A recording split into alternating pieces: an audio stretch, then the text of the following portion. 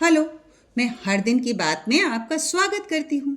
चलिए, स्वेटर का ये प्रोजेक्ट शुरू हुआ था कार्डिगन प्रोजेक्ट के नाम से। ऑलमोस्ट रेडी है। इसको हाईलाइट करने के लिए, ब्यूटीफाई करने के लिए ये रेड कलर के वुल से छोटे छोटे हार्ट बनाने की कोशिश की गई है। कुछ नहीं है, सिंपल लेजी डेजी स्टिच है। इसके पहले वाली वीडियो में मैंने आपको ये स्टिच बनाना भी सिखाया है। इक्वल डिस्टेंस रख के बना के इसको हाईलाइट कर दिया गया, क्योंकि ये ऑन डिमांड था। ऐसा एक स्वेटर देखने के बाद ये हुआ कि मुझे ऐसा ही चाहिए। ठीक है, हार्ट शेप बटन लगाए गए थे, इसके साथ इसको मैच करता हुआ डिज़ाइन प्रिपेयर किया गया। अब क्या करना है मैं आपको दिखा देती हूँ। देखिए, एक अगर आप कोई भी चीज़ आप बना रहे हैं, साइज़ का हो, फिट हो, तो बड़ा अच्छा लगता है देखने में। अब आप ध्यान से देखें, जैसे ये इधर से ले लेते हैं जो ज़्यादा नीट आपको दिखाई पड़े, क्योंकि इधर बेस वाइट है। ये देखिए, इस स्वेटर की अगर आगे से आप विड्थ देखेंगे, है ना, जिसको आप बर्स्ट साइज़ कहते हैं, तो ये लगभग 21 आ रहा है। जब पीछे से डबल करेंगे आप तो लगभग 42 के आसपास हो जाएगा, यानी 40 प्लस बड़े आराम से आएगा। अच्छा, क्योंकि जीन्स पे पहनने का पर्पज़ है इसलिए लेंथ ज़्यादा नहीं रखी गई है। और आप इसकी लेंथ भी यहाँ से देखेंगे तो ये भी लगभग ऐसे ही 22 के आसपास आ रही है, जो बिल्कुल वेस्ट साइज़ पे जाके ख़त्म होगी। मेज़रमेंट इसलिए दिखा रहे हैं कि जो नए बिगनर्स होते हैं उन्हें लगता है कितना लंबा, कितना चौड़ा बनाया जाए, है ना। नेक ऑलमोस्ट रेडी है। स्लीव स्टिच करते समय फिर आपको दिखाऊंगी। अब प्रॉब्लम क्या आई? प्रॉब्लम ये आई कि जब इस स्वेटर को बिना स्टिच किए नेक पोर्शन में डाल के मेज़रमेंट किया गया, तो पहनते समय ये हिस्सा थोड़ा ऐसे खिंच के आ रहा था, है ना, जो अच्छा नहीं लग रहा। ऐसा लग रहा है जैसे छोटा हो स्वेटर। थोड़ा सा और हमें 2 इंच चाहिए था, यानी हमें ये चाहिए कि पट्टी ऐसी की ऐसे रहे। करना क्या है अब इसके लिए? पूरा स्वेटर रेडी है तो मैं इसको खोलना भी नहीं चाहती। अब ये इस तरफ से मैंने ये दोनों पल्लों को ना सिलाई से फंसा के रखा है। बट अगर आप इसको नोटिस करेंगे, इसे उल्टा कर देते हैं। देखिए आप, अगर आप इसको नोटिस करेंगे तो आप देखिए, बड़े पीछे वाले पल्ले की चौड़ाई आगे से थोड़ी कम रखी जाती है ना। ये फ्रंट वाला पोर्शन है ये, और ये बैक वाला पोर्शन है।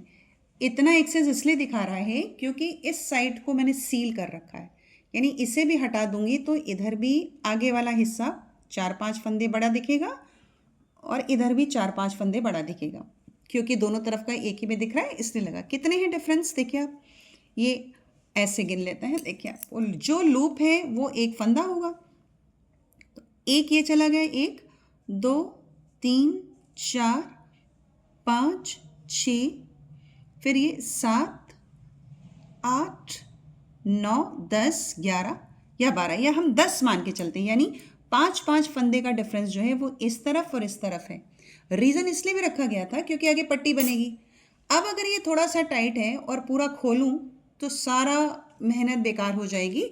इसलिए किया क्या मैंने इस स्वेटर को इस तरीके से पीछे वाले पल्ले में फंदे उठा दिए। मैं यूँ बिन दूंगी, एक नया पैटर्न, एक नया डिज़ाइन रेडी हो जाएगा। और क्योंकि ये पहनते समय सामने आने वाला है, जिसे आप उल्टी निटिंग कहते हैं, उल्टा फंदा, ये उल्टे लूप्स हैं, तो उसको मैंने बुनना शुरू कर दिया। अब सारे उल्टे तो नहीं रखे क्योंकि मैं स्ट्रेच भी चाहती हूँ। तो ये क्या किया, हर तरफ से, इधर से भी सीधा ऐसे देखिए, ये सीधा फंदा बुना, ये सीधा फंदा बुना ऐसे, ये सीधा फंदा बुना, और ये मैं ऐसे ही बुनते हुए लगभग 5 सिलाई चली जाऊंगी। यानी इस तरफ से भी सीधा बुना जाएगा और इस तरफ से भी सीधा बुना जाएगा, ताकि ऐसे लूप्स दिखाई पड़े, ऊपर ऐसी डिज़ाइन दिखाई पड़े। ये स्ट्रेचेबल वाली होती है, जिसके मफलर बनते हैं, जिसके आपको क्या कहते हैं, आपके जैसे स्कार्फ बनाते हो आप, तो अच्छे से खिंचा हुआ है इसलिए, क्योंकि मैं ये चाहती हूँ कि ऐसे खींचे तो लेंथ दे स्वेटर को। ऐसे करके मैं लगभग 5 से 6 सिलाइयाँ बुनूंगी, इधर से भी सीधा और इधर से भी सीधा, लौटते पे, राइट।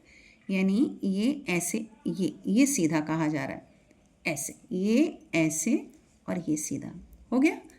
अब जब ये वाला पार्ट पूरा हो जाएगा पीछे का, मतलब ये पीछे का हिस्सा पूरा हो जाएगा, तो मैं यही काम इस स्वेटर में इस तरफ से करूँगी, ताकि मेरा स्वेटर कम से कम 1.5 से 2 इंच चौड़ाई में बढ़ जाए। अब फंदे कैसे उठाने हैं, इसके लिए मैं ये निटिंग लूप, ये निडल निकाल रही हूँ, सलाइयाँ निकाल रही हूँ, इसको ऐसे रख रही हूँ, ये रख दिया मैंने। यहाँ से 8 नंबर की सिलाई से स्वेटर बुना गया था, तो 8 नंबर की सिलाई से मैं साइड में बुन रही हूँ। अब फंदे कैसे उठाए गए उसके लिए देखिए, ये ले आए सामने, ये वाला पोर्शन है बैक पोर्शन, ये एम्ब्रॉयडरी वाला फ्रंट पोर्शन है ना, ये देखिए ऐसे, ये फ्रंट पोर्शन है, छोड़ दिया क्योंकि वो ऑलरेडी बड़ा है। ये बैक पोर्शन, इस बैक पोर्शन में फंदे उठाने के लिए ये एक नया बॉल लिया, इस नए बॉल में ये इस वाले थ्रेड पे एक लूप बनाया। कैसे? ऐसे सिंपल लूप, यूँ किया और ये लूप बना के रेडी है ना। फिर दिखा देती हूँ, वैसे जैसे आप कहीं नॉट लगाते हैं, ऐसे किया यूँ और फिर इसको ऐसे लेकर के यूँ निकाल दिया। क्रोशिया के लूप भी आप ऐसे ही बनाते हो। ये बन गया। अब मुझे करना क्या है, ये सिलाई भी 8 नंबर की होनी चाहिए है ना। अब मुझे करना क्या है, इस वाले पार्ट पे, यहाँ किनारे एच की तरफ, पीछे वाले पल्ला के इस पार्ट पे, इससे मुझे ये मैंने ये निडल निकाली, निटिंग निडल सिलाई निकाली और इसे लूप को यहाँ पहना दिया। पहनाने के बाद अब मैं इस फंदे को बाहर की तरफ खींच लूँगी। खिंच गया, लूप रेडी हो गया। आगे का फंदा कैसे डालेंगे, ये फंदा उतारा हुआ है। उतारे होने का मतलब है कि इसके और अगले लूप के बीच में 2 सिलाई हैं, 2 टाइम्स निटिंग की गई है।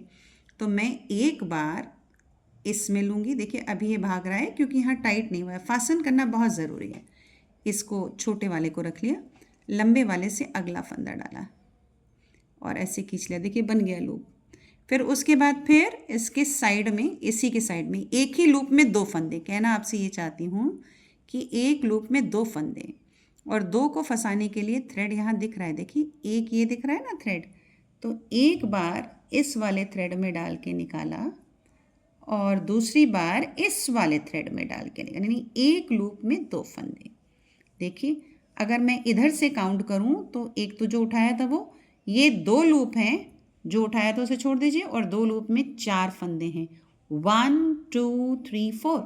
एक बार और देख लेते हैं, ये एक लूप है, इस लूप में एक ये धागा दिख रहा है, ये इसके वुल के अंदर से डाल के एक फंदा उठाया और अगला फंदा मैंने यहाँ उठा दिया। ऐसे करते करते लगभग जितनी सिलाइयाँ होंगी उतने फंदे मैं यहाँ उठा दूँगी। ये पूरा उठा के मैं एंड तक लेकर आऊँगी। इस तरीके से मेरे पास ये ऑप्शन रेडी हो जाएगा।